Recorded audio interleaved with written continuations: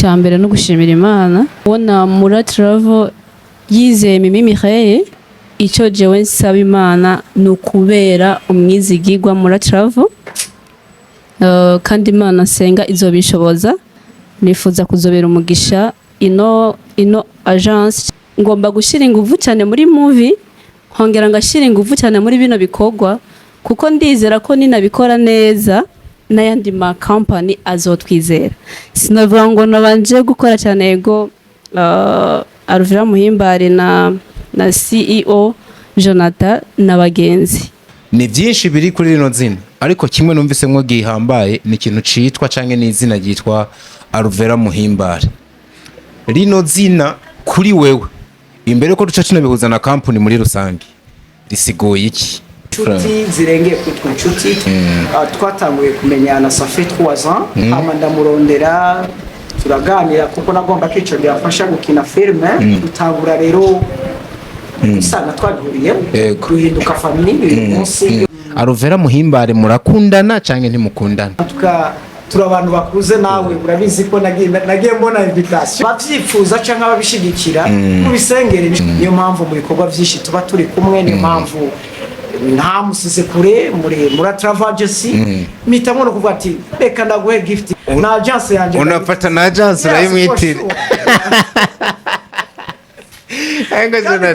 Jonathan yumuna siguye ikintu kinene kuri wewe kabisa. Ibaza na agence urayimuremetse uranayimwitira. None ko ega ni izina rivuga, ni izina rinde, ni karata ivuga. Congratulations my sister. Thank you. Inzira subire nyuma nayihari. Oya nayihari. Oya nayihari. Oya nayihari. Ntera nshembere. Nshima Imana yuko ntatanguye kwamamaza for free. Namwe kwamamaza harimo no duharage tw'abana. Ibintu byanje byose bigendera igihe canke bikorekera igihe, ariko igihe c'Imana iyo kigeze kuri jewe mbona byose, mbona imiryango yose yugurura. Ndagusubije kure cyane. Kundiza wowe. Ariko for sure iyo ndiko ndavuga Imana, nkavuga imbaraga z'Imana, nkavuga ukunigira neza, nkavuga ukuntu iyi Mana iyo gutwengeye uratwenga. Iyi Mana iyo gusiza amavuta nta muntu n'umwe atokurigata. Iyi Mana iyo ikwemeye nta muntu n'umwe atokwemera. Shaka ubuzima imbere cyangwa inyuma, imbere y'imyaka 10 cyangwa 5, urabona ko Imana ndiko ndavuga ntariko ndayivugishwa n'amarangamutima, ariko ndiko mvuga ukuri. So muyizere, iyo nizeye ntize bakoze isoni, kuko nanje sindigira mbona inkojeje isoni. Nubwo buri mu bigeragezo bitandukanye, nubwo buri mu ntambara zimeze gute, nubwo ubona igifungo imbere yawe, izera Imana inyuma y'icyo gifungo akazuba karashobora kukwakira.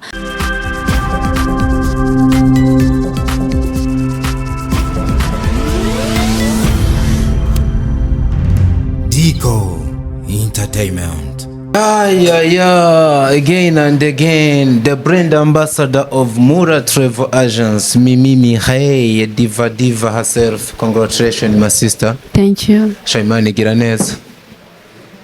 Amen. Umuntu asa neza, yaberewe, none hagasinya kontra. Buno buzima nibwo tuba dukeneye kubona muri industry kabisa. Uraza umunezero nk'ubujemba numva. Uyumva gute? Nyene je nawe ugutanze. Nubwo ata after party yoba niki ngo tuje gutota ino kontra. Nyene je mba numva byose byikoze. After party zoza niba duhemba ya mbere. Urasinya 5 trillion 5 bakugobetse mu ngoto kwe. So bireke. Ndamuhamagara siyo ndamubaze. Oya nibiri ngombwa. So Mimi mpora ndagutangarira kenshi. Urumwe mu bantu uravye nkuno mwaka ubyo watanguye challenges zari nyinshi wanashaka. Ariko kurundi ruhande urumwe mu bantu kuva ndakumenye ni ngazi after ingazi. Uraduga gusubira inyuma ntavyo ndabona. Noneho uno munsi unasinye contract nanakozwe ko uvuze yuko ari bwo bwa mbere usinye contract yo gutangariza ibintu canke kwamamaza. Ibi bihe wari uzi ko bizokubako? Inzira subire nyuma nayihari. Oya nayihari. Oya nayihari. oya oya ntayihari ntera nce imbere nuko sinakwishyuye nakwishyuye kandi wari nagufashije kuririmba uri kuranyishura inzira isubira inyuma naya wapi iyi rugaye ni ukuvuga buri uko uteye intambwe ni ugutera uje imbere cyane mu izina rya Yesu. rumwe mu bantu ndanakuzi ku kintu cyo gusenga rimwe na rimwe Imana ikakubwira ibintu warigeze ubirabukwa basi no mu ndoto bino bintu biriko biraba ko ari iyindi shapita y'ubuzima? Oya sinabirose kandi nta nuko navyeretswe ako gusa nariyumva ko igihe kizogera bikaba sinarinzi iki gihe cyari iki.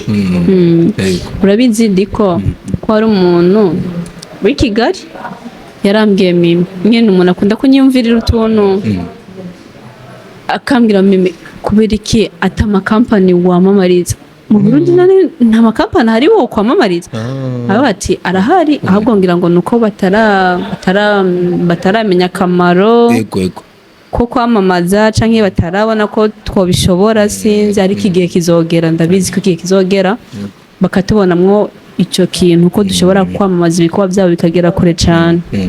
Arambwira Mimi wo rero kanda kugira inama shaka kuba hari abantu batazi ko mushobora kubikora genda urabona wamamariza for free hama na buriya nandi makampani azoboneraho ndabyumva ako sinarinzi ngo nzobikora ryari ako nshima Imana yuko ntatanguye kwamamaza for free namwe kwamamaza harimo no duharage tw'abana. Wow kino kintu kirakomeye cya bintu byawe kenshi tuyaga nkaca numva haziyemo n'intara hari umuntu yari yabikubwiye gusa ngo ati tumutera intambwe ya mbere wamamaza even for free hanyuma abantu bazobibonera none umuntu nze kurondera wamamariza ku buntu ahubwo cye byikora n'agafu k'abana kakaba karabaneze.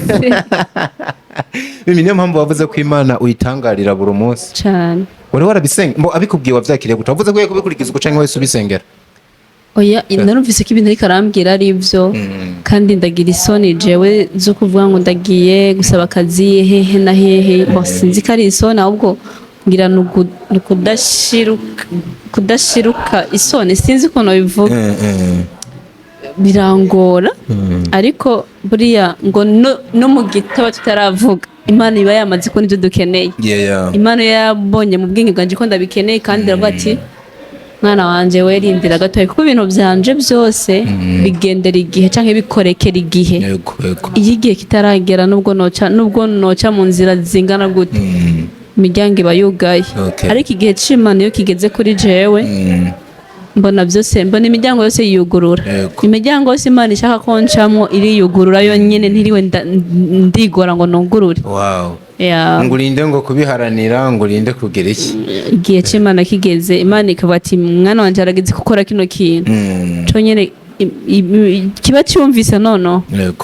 Wow ufatiye rero aho wahereye cagiye ku ntango ukinjira muri film bitera ari bitera ndagusubije kure cyane ndagusubije kure cyane ntaco ntitwinjire cyane ngurira uno munsi numva atamurira yawe nshaka narujya rugendo ariko no kurizwa n'ivy'Imana yakoze ku buzima bwacu biremewe cyane gose kiba ari nka testimony kiba ari nk'igishinga nayo niko navuga rega nivuga ngo Dawidi yasubije amaso inyuma yibuka ibintu Imana yamukoreye yibuka ari mu ishyamba agwana n'idubu n'intara yibuka ukuntu Imana yamuhaye gutsinda ibyo byose amaze kubyibuka yibuka intambara Imana yamuhaye gutsinda yibuka ingene yabaye umwami yibuka ibyo byose abyibutse ngo atambira Imana impuzu zimuvako umugore aramutwenga so rero kurira no kurizwa n'ivy'Imana yakoze tutabonera inzira tutabona aho bizoca kugira ngo bikoreke twabona umenga turapfuye Imana ikatubona twebwe turi bazima twabona umenga ibyacu byararangiye Imana ikafata ahubwo biragiye gutangura ibyo byose iyo tuvyibutse turashobora guha Imana icyubahiro cyacu tukarira biterwa n'ukuntu w'amarangamutima agutegetse yagukoreye so rero biba byemewe kurizwa n'umunezero biremewe.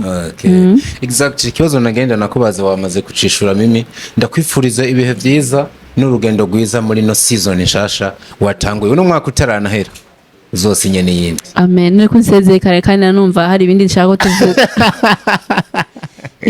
Ko wihuta. No kubera ko hari igihe wicura ikintu kumva cangoroba ibindi byose. Hari ikindi wumva wobwira abantu?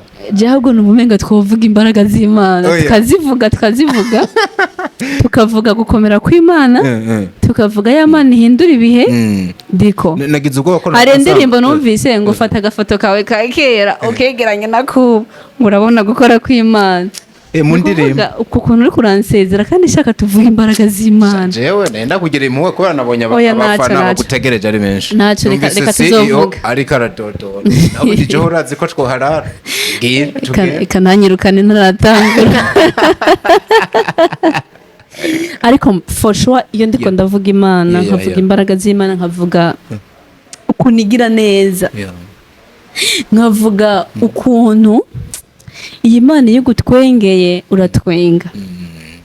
Iyi Mana iyo gusiza amavuta nta muntu n'umwe atokurigata. Iyi Mana iyo ikwemeye nta muntu n'umwe atokwemera kiretse babana bo kurimbuka. Iyi Mana kuyivuga biraryoshe niyo mpamvu nenda kubaje kunzeze akirika kuko twari kurancokoza. Ariko reka tunyingishe. Narinda gukirigisa ahantu hari ukuntu warungenje ariko ndakubabariye. Brother Diko, God bless you. Manezagire kwa by'amako yawe. Manezagire ukwitanga kwawe. Manezagire ibikorwa byawe. Ukuri kose uyu mugisha ndagusabiye uvuye mu mutima kuko urakeneye agafu k'umugore.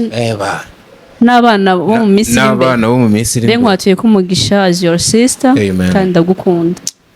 Urakoze ntacyo norenza ko kabisa. Yakirenzeho ndakubiye ndagukunda. Urakoze cyane, love you too.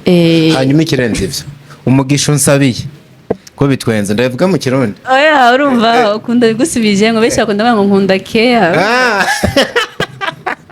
Umugisha rero unsabiye ukugaruke ko wigwije ibiheta ngabondwe. Amen. Bye rero. Murakoze. Bye. Sezera n'abandi badukurikiranye baranze baranavuze ati urumva nanzi ko turi in box nanzi ko turi imbere ya kamera. Turi hano abantu bagira akantu basigara. Abantu b'Imana mwaye mudukurikiye. Gusa Imana yabaremye ni nziza niyo kwizegwa nimukayitera ibitugu muyizere. Shaka ubuzima imbere cyangwa inyuma imbere y'imyaka 10 cyangwa 5 urabona ko Imana ndiko ndavuga nariko ndayivugishwa n'amarangamutima ariko ndiko mvuga ukuri. So muyizere iyo nizeye ntize bakoze isoni kuko nanje sindigira mbona inkojeje isoni. Nubwo buri mu bigeragezo bitandukanye, nubwo buri mu ntambara zimeze gute, nubwo ubona igifungo imbere yawe, izera Imana inyuma y'icyo gifungo akazuba karashobora kukwakira wonyine ugatangara ati hano kazuba kazananye he. Yizere, yubahe, yikorere ibyo ukora ntibihakane ko yize cyangwa wayizeye. Kuko abantu benshi tuvuga Imana ariko tukayihakanisha ibikorwa byacu. So ibyo uvuga n'ibyo ukora imbere y'Imana bise ntuyihende. Imana nihendwa. Ntuyiyorobeke ko hari ukuntu ushaka kwiyorobeka ku muntu ukamere kumenga muri kumwe ariko mutari kumwe. Ariko Imana yoyo nuja kuyereka ko muri kumwe cyangwa mutari kumwe yoje kikugaragaza. So izera Imana, yikurikire n'umutima wawe wose, uyikundisha umutima wawe wose, mu mvura, mu bunyerere, mu bibazo muki ubwo ati Imana narakwizeye kandi sinzosubira inyuma. Nimwabikora uko muzaba muyisemo neza kandi muzabona inyungu zo kwizera Imana. Umwana w'umuntu ashaka guhemukira, umwana w'umuntu ashobora kuguhinduka ariko Imana iyo yizeye ishaka kuguhinduka n'ishaka no kuguhemukira uko yitwa ntihemuka. Imana ibaho umugisha. Man, nk'ibisanzwe of course for real 100% turashari muri Mura Travel Agence. Uyu ni CEO himself yitwa Jonathan Mihosha niyo mazina afise, niyo benshi bamuzi ko akaba ari we CEO. Mukanya bariko bavuga ku kintu cyitwa Mura, bahageze je numva sinyuzwe cyane. Ni byinshi biri kuri rino zina ariko kimwe numvise ngo gihambaye ni ikintu citwa canke ni izina ryitwa Alvera Muhimbare. Rino zina kuri wewe imbere ko duca tunabihuza na company muri rusange risigoye iki?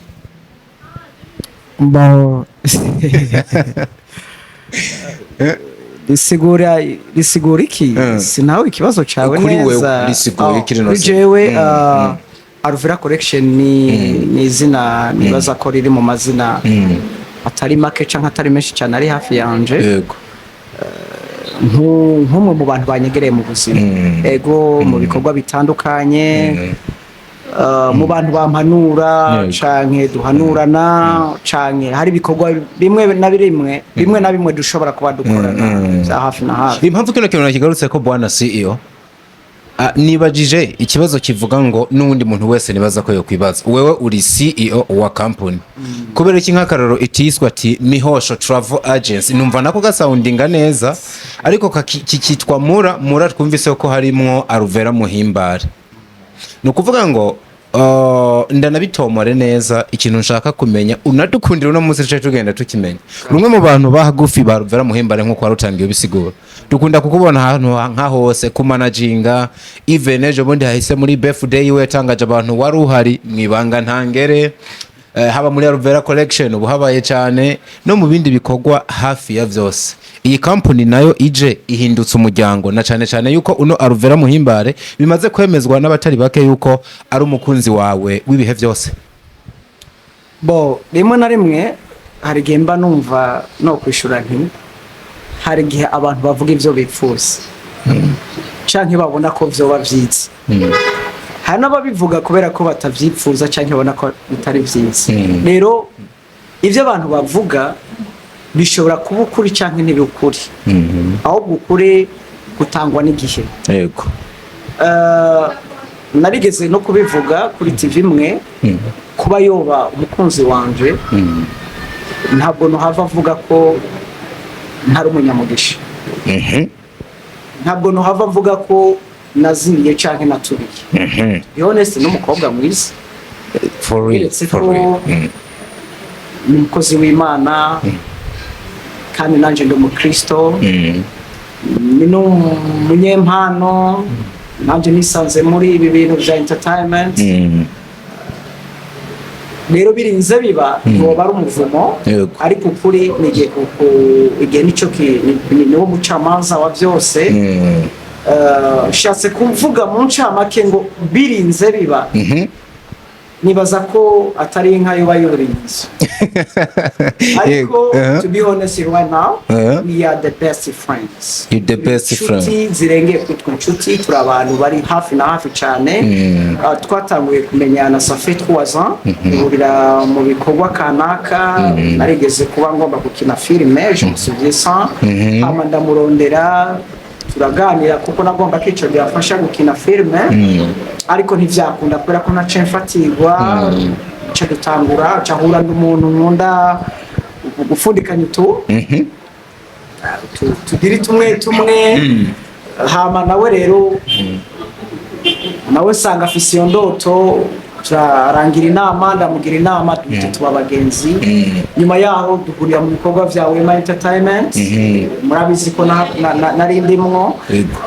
Nyuma yaho ndayivamo gato ariko ndayirimwo kubera ko urugendo nari nafashe dutangura business. Usanga twatanguye bya business kako nigeze gusohoka igihugu nari mu bya business dutangura rero usanga twaguriye duhinduka famille. Umunsi iyo mvuze famille ko nawe uri famille yanje ko yasike paske burya umuntu yo muhuriye ku bintu byinshi cyane ibikorwa. Reka mvuge ibikorwa iyo mutabaye famille iyo mutabaye inshuti za hafi ivyo bikorwa naho bishika. Today she's my best. She your best. Yes. Kubera ko numwe mu bantu nzi neza ko mu vyo turiko turakora iyo ngiye kugwa mu kinogo atemera ko ngo yarambwiye ati iki kintu gidiri business nubwo tugira tuyikora cyeke gikorwa nubwo ugira ukikora ku giti cyawe my dear ahantu mugenzi wanje urabe ntunyerere. Yego. Ni nkuko nawe yari gikorwa kana kagomba gukora ndashaka kumugira inama yarigeze kuba rimwe namubona postinga mastermind ibindi nabyo. Rero n'urukundo niba ruvugira kuri social media to be honest. Ariko bwana CEO mbabare wese nimbanda naguciriyemo nakunze ikintu wavuze ati wewe uri umukristo nawe ni n'umukozi w'Imana. To be honest abantu barashaka kumenya kino kintu kuko kenshi mu kivuga kiba kiri mu migani tucishure rero mu buryo bworoshe kuko uri n'umufilozofe ndakuzi Aluvera Muhimbare murakundana canke ntimukundana none gute turabana b'Imana tutokunda bazanye nukumva none je ndi umwana w'Imana nawe umwana okay reka ndivuge mu mvugo y'ikinyomuji murasohokana usohokana like okay bivuge ngo yo bari umufiance wawe okay nakubali nakubali yeyo uyu munsi sinovuga ngo kubera ko bitarabavyo okay uyu munsi niho uvuga ngo yego uzobibona en tout cas turi abantu bakuze nawe urabizi ko nagiye mbona invitation niyo nzira nziza yuko y'umuntu mukuru kuvugamwo ubundi ahanze abantu bose badukunda ahanze hari n'abadukunda nta mpamvu yuko rero usangiza ubuzima bwanje buri privé nk'ubu ngunda gusangiza abantu ariko nkavuga ngo abavyifuza canke ababishigikira mu bisengere bishobora kuba vyona bavyo kuko n'umwigeme nka umusore nakubali nikuko ejo nimuze mutangare mubonye mbanye n'uwitwa Mfura Nzima canke mbanye n'uwitwa Kaneza mbanye n'uwitwa Lesofo nibize batangara ariko ico gihe mwoba mwahebanye ahubwo tuzoba n'ubundi turi inshuti magara ni wazontegura urubanza niwe byose niwe nzobisha mu minwe kubera ko ndamwizeye nuko ejo nawe nabana na Ndayizamba ahubwo ndagusabye umfashe kino kintu nk'ubu ndamutse mvuye hano ntahanye ingingo ivuga ngo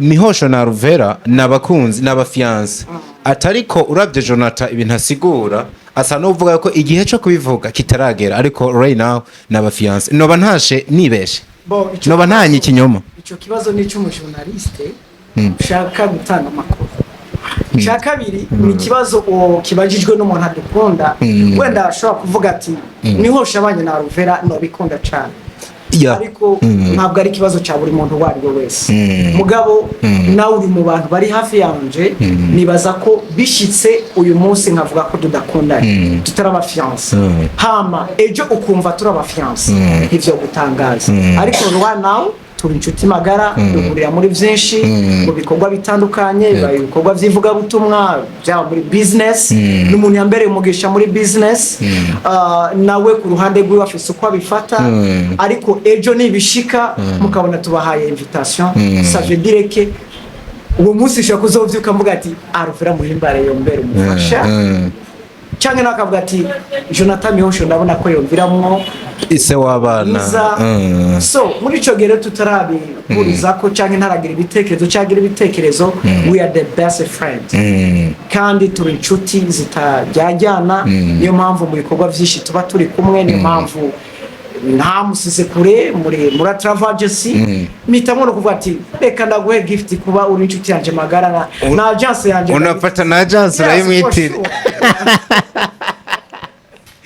Enga Jonathan umuntu asiguye ikintu kinini kuri wewe kabisa ibaze na agence urayimuremetse uranayimwitira none ko ega ni izina rivuga ni izina rindi ni karata ivuga baramuza abantu benshi ariko butumva ko nokoresha ubwenge nkamuzana muri agence yanje kubera ko asanzwe afise izina nabi posting bibaza ko bitazogera kure of course iyo ni marketing yo gwejo ariko ari no kuyita Mihosho wa muntu n'ubundi akaza akaririmba izina Mihosho navyo nyene bigakunda mukumbere management yiwe ni ari kubinyemerera byose iri zino uranarikunda wa mugabo karumwe nemeye ko dusangira imitahe nkamubwira ati ngo dukorane ibikorwa nayo management yiwe kandi ndayishimira Wema Entertainment n'igihe dutangura bino bikorwa nari basavye n'abarambwira ati nitwobona umuntu ariko arashigikira umukobwa wacu mu kumuzana mu kazi sinamuhaye akazi ahubwo turabafatanya bikorwa rero muri ico gomba arinza aba directrice general Seka Fisi jambo rinini ijari mu bashaka gukura umukozi bigakunda ni nk'uko mwabonye twabonye twagize brand ambassador nawe yateye ku mukono aravuga ati uyu muntu turabimwemere ntabwo ari je mfata ingingo ndumwe like that kuko ndubaha abo dukorana ndubaha abantu bikorwa ni nk'uko meme secrétaire ndamwubaha iyo kamera yanje. Okay. Ebana mbona CEO ndagushimira cyane ndabifuriza n'iterambere rirenze rino muri Mura Travel Agency. Naruka muzoduha agatike dutangire dutembera amahanga. Murakoze cyane. Bientôt nzotanga umwe abagenzi twigire tujane gutembera none katanya kijana. Azande sana. Reka ngene mvuza kandi mugume mu nsengero. Mu nsengere ivyo benshi bipfuza. Bibe. Wow. Wow. Nibaza kandi message. Iyi ni message irekereye kabisa. Nimba byaranabaye mu musengere uno mu CEO na directrice. Urumva? Nkuno mwaka biracashoboka canke no mu wundi canditse turindiriye naco nyene cikiro. Ejo ni birthday. Imyaka burya naricaye usanga imyaka iri kiranja. Turasubira ku kiyaga cyane. Oya nubwo tutogenda ku kiyaga dushaka kwisanga handi. Why not? Ubu ni mu ndege kabisa. Imana ibikunze. Tuyikoreye muri kajugujugu. Yeah. Niko kandi felicitation. Gafata kanya ndabifelicite. Nibaza ko niho dukoranye ikiganiro. Nawe urikunze. Wateye ntabwo idasanzwe. Ebana thank you. Numva ko jewe ndi umukristo kandi ijambo ry'Imana rivuga ngo akanwa k'umukristo kararema ubyizeye ndagusaba umugisha mu rugo rwawe Imana ibane nawe iziguye kubyara abahungu n'abakobwa iziguye kuronka ibyo ugaburiye abantu n'ibyo usigarana nifuza kubona ko vuba uzobugira mu modoka yawe nifuza ko uzobona umunsi umufise company nawe Diko Travel Agency kandi bisoundinga neza Diko ibi like now bani umva abantu bari hafi yanje inshuti zanje barabizi nawe urabizi ubwa ndakuzi kabisa uripfuza iterambere ry'abagenzi bawe nipfuza gutera imbere ndumwe my dear ahanze abantu bari barateye imbere bari bafise amamiliyari biranga mugabo ikibazo bamwe bagize nuko bagombye kwikora ariko iyo uteye imbere ukaronka amafaranga yoronka muri aya mafaranga 100 yoronka ko 50 cyangwa 30 ejo we nunyerera ugatemba because of that my goodness Jonathan nawe haraho wanguye nawe haongera uhagarara niyo mpamvu ubona ndiko ndagerageza nawe John ndagusavye ngo dukorane dushaka kutazokorana muri Mura Travel Agency tugakorana mu bende kuko nkora n'inzozi zo kugera kure n'ubufisi bene ndiko ndategura kandi saba Imana izobishoboze nenda ndakubwira ati ngo muri ibi uzombere brand ambassador you're welcome. I'm ready and thank you. Urakoze no kumigisha kabisa bwana Mihosho ibintu nyipfurije bikugaruke ko byigwije ibihetanga bondwe murakoze cyane Imana iguhezagira ariko sinoreka kugenda mbwiye ngo abakunzi ba Deko entertainment muri abanyamugisha by the way kandi namwe ndabifurije amarava ku Mana reka mbifate jewe kuva rukatoroze zo kwinezwa ntango umwaka mushaka nje ni kwibona rero uri umwaka abantu bose bavutse muri mu kwezi kw'indwi bo bakurikirana Diko Entertainment abantu turi no what byanga bikunda turi no what kandi vuba nzogaruka na ryajwi ryanje nifuza ko zohera kuri merci kwisezerano bashungurura amashugwe munamwipfurize birthday nziza ariko nanje mvuge ati musaza ukomeze kuramba isi itahura umuhamagaro wawe hanyuma n'Imana inezerererwe ico yakuremeye umuhamagaro wawe waguke baba abavyeyi umuryango n'igihugu baze banezerererwe icatumye ugera kuri ino si nico kintu numva gikomeye no kubwira ebana ndabashimira cyane mwana muhezagirwa ndababwira ngo kaze cyane muri Mura Travel Agency mubandanye muryoherwa tunatembera isi kubera ari byo twahamagariwe. We love you so much.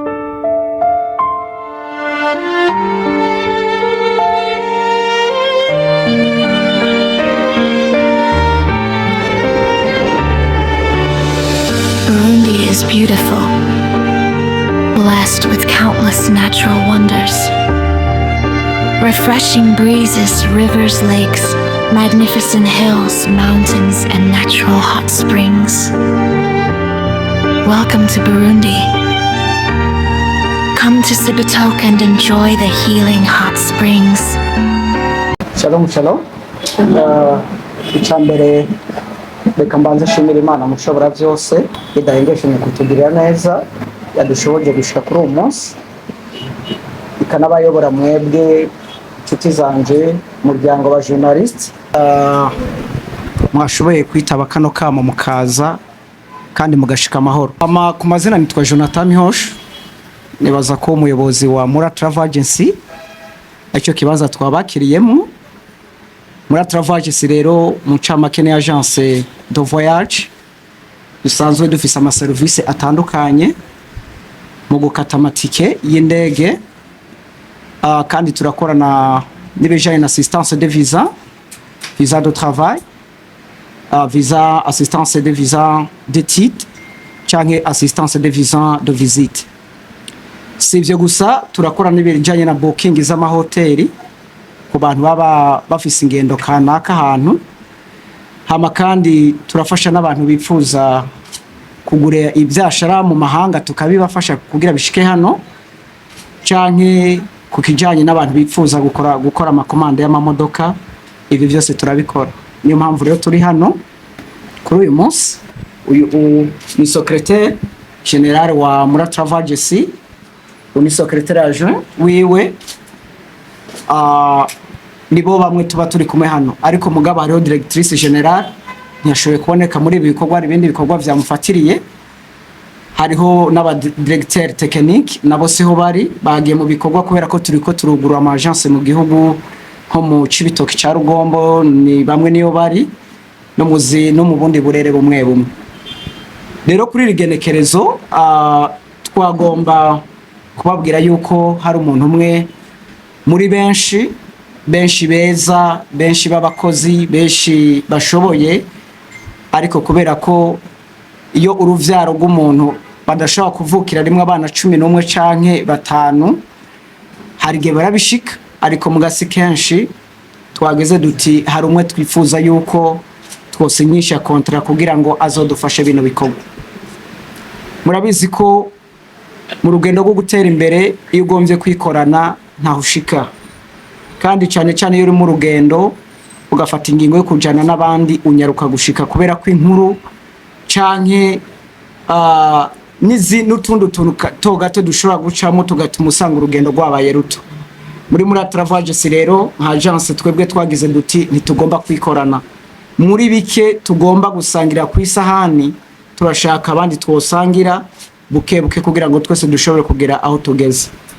Rero uyu munsi murabona hano uyu mwigeme wacu ni mushiki wacu, muvukanyi wacu Mimi Mireille, musanzwe mumuzi, abatari bakenda bihamya neza abarundi n'abarundi kazi ndetse abanyarwanda n'abanyarwanda kazi East Africa bamwe batari bake baramuzi. Twaraganiriye nkuko dusanzwe dufise ibindi bikorwa duhuriyemwo, ndamubwira nti ndifuza ko wogira icyo ukoze muri Mura Travel Agency ukaza ukadufasha.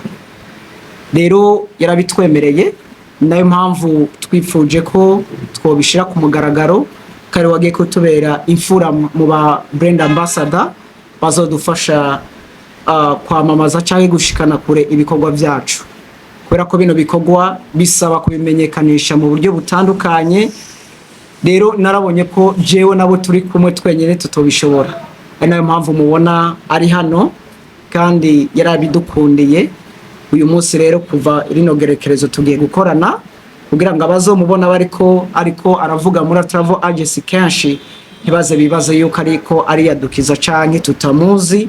Ni umwe mu batwegereye kandi azoba ari brand ambassador mu kiringo kitari gito cyane, kanatsinda ko dusanzwe dufise ibindi duhuriyeko. Niyo mpamvu rero namwe ba journaliste muri hano nabituye nk'abavukanyi banje, nkabamwe nziko neza ko mubikora neza kandi igihugu kizi kinashigikiye. Niyo mpamvu navuze ntireka ndabasabe namwe muhashike kugira ngo muze mutubere icabona, usibye ibiza kwa biriko bica kuri social media, namwe ndabizi yuko muri abagabo babushitse kandi muri abagabo bimvuga kuri. Niyo mpamvu navuze nti namwe mwamuhari.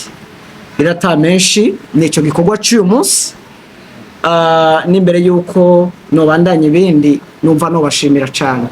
Murabizigirwa kandi Imana ikomeze kubagira neza, murakoze.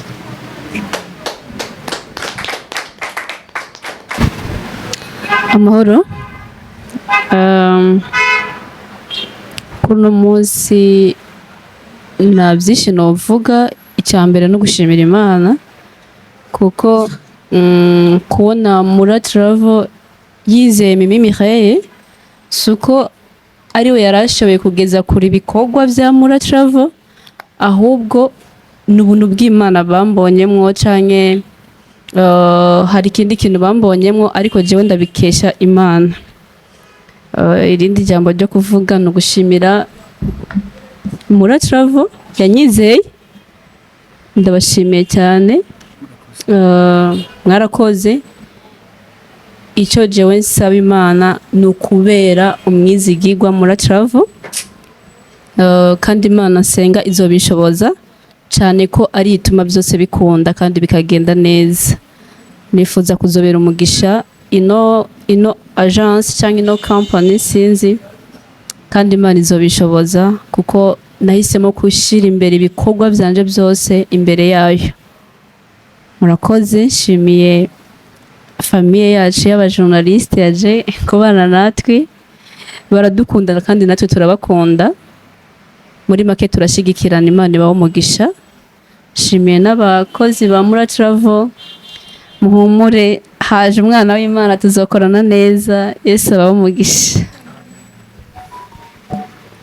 Murakoze cyane. Nitwa Ndikuriyo Leonce alias Diko, narungitswe na Diko Entertainment. James, utubazo dutatu, kimwe ndakibaza abarongoye Mura Travel Agency, ibindi bibiri ndabibaza Mimi Mireille. Musanzwe muri abagenzi bisanzwe, ndavuga Mura Travel Agency n'izina Mimi Mireille.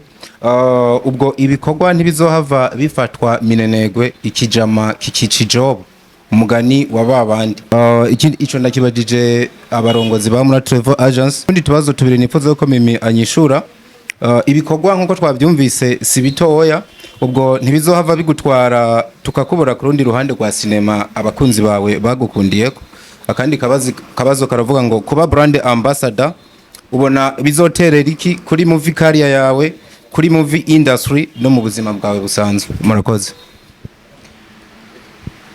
Murakoze cyane. Nevyo kuri Mimi ntiturabagenzi gusa, ahubwo turabavukanyi, kubera ko abantu turi muri Kristo twisanga turabana b'Imana twese. Rero arabizi hari ibikorwa byinshi tumaze gukorana. Iyo turi mu kazi tuba turi seriye.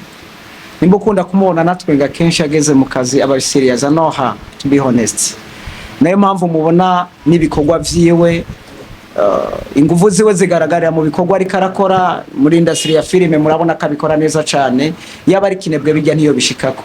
Abacitse intege ibinebwe ntibateye intambwe, ariko wewe aracagerageza gufata idarapo rya sinema kugira ngo anakomeze kwamamaza idarapo n'ubwiza n'ivyiza by'igihugu cyacu cy'u Burundi.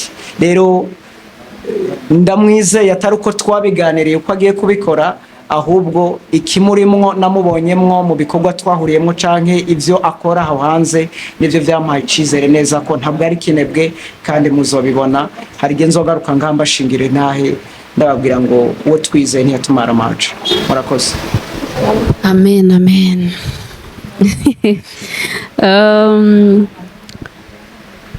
Ibikorwa bya sinema canke bya movie ntibishobora guhungabana kubera nje gukora hano canke kuba ngiye kuba brand ambassador wa Mura Travel. Oya, ahubwo jewe batwise bamaboko igihumbi, akazi kamwe, ahubwo haze n'utundi haze n'utundi, kuko icyo twifuza gukora ni ukugera kure, kandi mu byo tuma tugera kure n'ibikorwa birahari. Ni ukuvuga ngo ngomba gushyira ingufu cyane muri movie, nkongera ngashyira ingufu cyane muri bino bikorwa, kuko ndizera ko ninabikora neza n'ayandi ma company azotwizera. Sinavuga ngo nabanje gukora cyane yego Alvera Muhimbare na CEO Jonathan n'abagenzi, ariko kandi nubwo ari abagenzi iyo hageze mu kazi jewe nubwo twatura abajama ndiyambura umwambaro w'ikijama nkambara w'akazi kuko nka hano muri mura ngomba gukora nkakora neza ngashyiramo ubwizigirwa nkashyiramo umwete kugira ngo n'ayandi makampani azombona azuvuga ati ahubwo twaracerewe kumuha akazi kuko turakeneye akazi.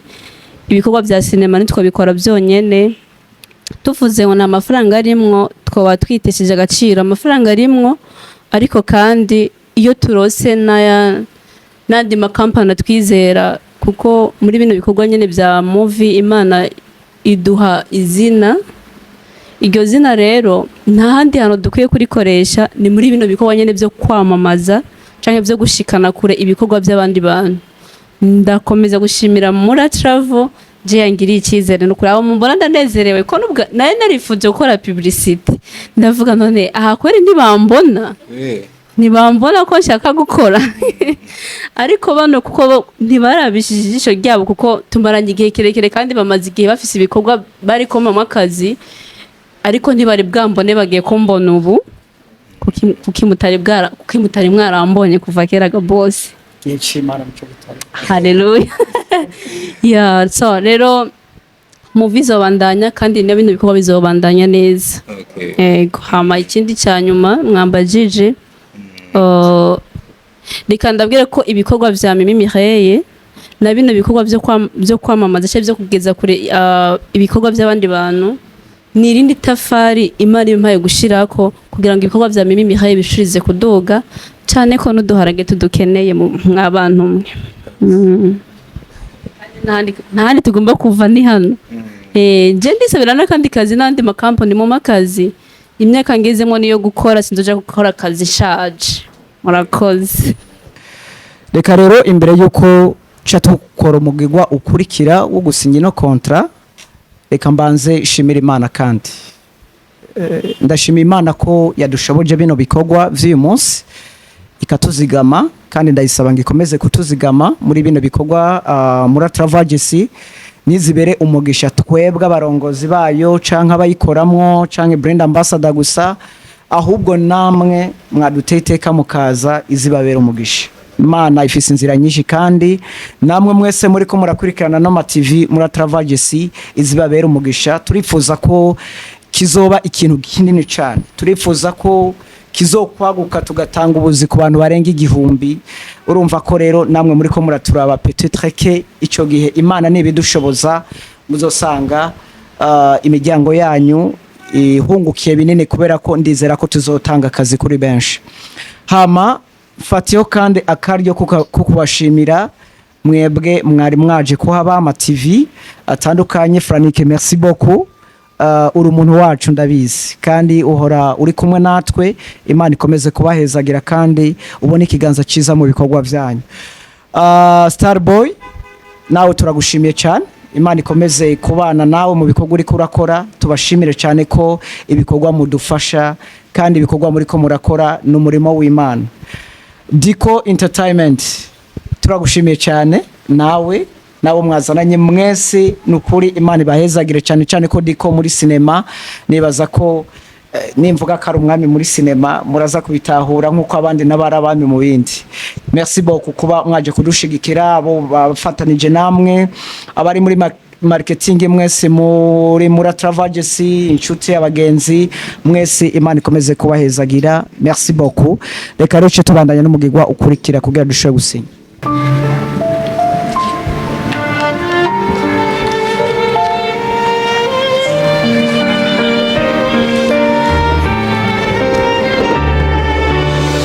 Burundi is beautiful, blessed with countless natural wonders. Refreshing breezes, rivers, lakes, magnificent hills, mountains, and natural hot springs. Welcome to Burundi. Come to Cibitoke and enjoy the healing hot springs. Leave feeling refreshed, renewed and free from aches and pains. There's only one place like it. No other. It's only Burundi. Come and discover what makes this country truly unique and different from the rest of the world. Visit Burundi for the bass vocals.